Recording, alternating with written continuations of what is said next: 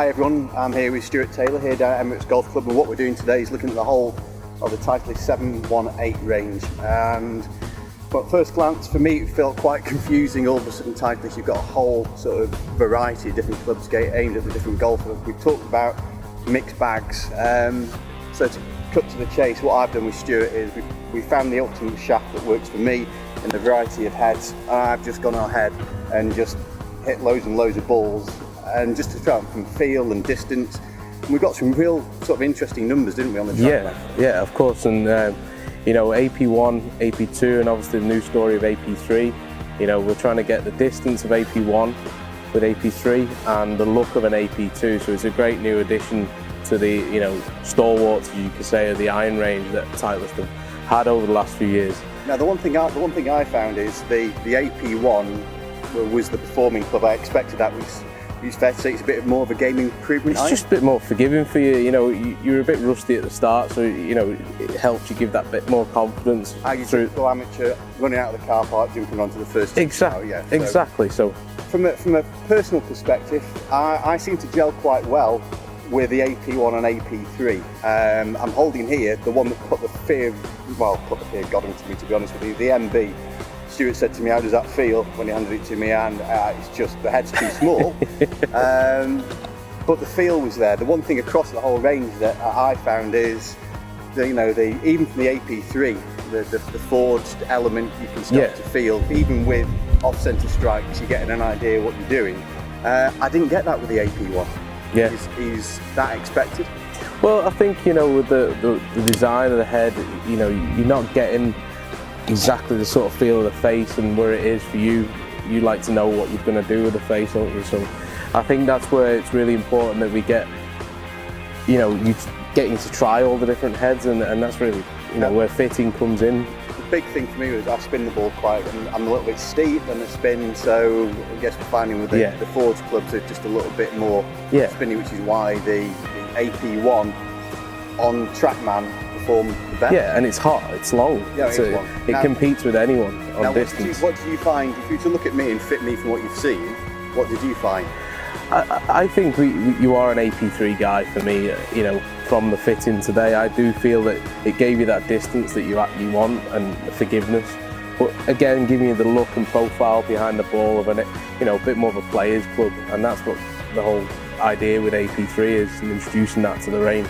Now, we will be putting the Trackman figures up so you can see how they all performed. It was quite interesting. The more players club, like the MB, even the TMB. I love the feel of the TMB, but it just spun too much for me. And the grouping was tight, but I wouldn't be able to gap my clubs using TMB, would I? Yeah, I think, you know, if you looked at a green and you plotted where you hit the balls there, it was just from front to back. You would have missed the green front to back rather than left and right. So again, the dispersion is good, it's just your distance control was off because the spin was quite high. But you know, that's where it's really important that you get you in the right head and the right set makeup, you know, throughout the bag, and to improve that. Now, the one thing is, I did find out that I was hitting the 7-iron 180 yards for the AP3 with a good carry, so that's good enough for me. Now, we'll go into another feature later on about the lower irons, because I don't think I'd hit anything lower than a 5-iron, but that's for another day. Yeah. But I think, you know, the day and age of a set being 40 pitching wedge is gone now.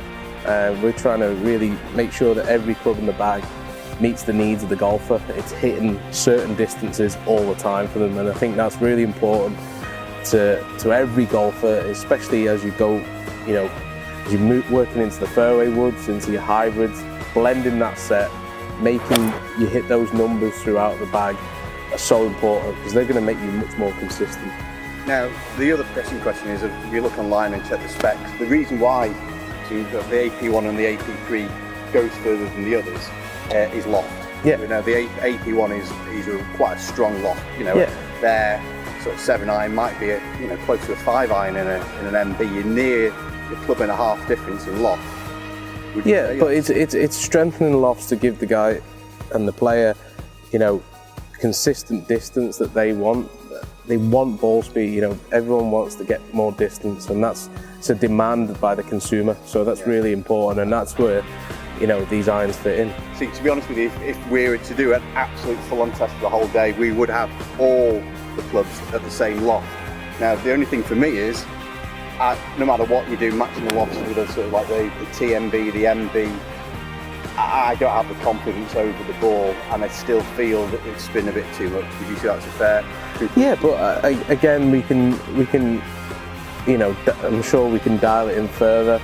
Obviously, spin is an issue for you, so we're going to do everything we can to counteract that. You know, strengthen the lofts a little bit more for you. Like as you've said, you've done that in the past, just to knock a little bit of spin off, and you know, that's where I really think that it highlights to me how good the new irons are. AP3 especially, it really does, you know, improve distance for the golfer and consistency in distance. Yeah. Well, the one thing is, and the sort of conclusion for me in this today is, I came here with quite an open mind, maybe playing a mixed bag, and I'm just going to be honest with you, I just go AP3 all the way. Yeah, and then what's really important though is that you get your gap in with your short irons then as we move into the Vaucluse. Oh, that's another story.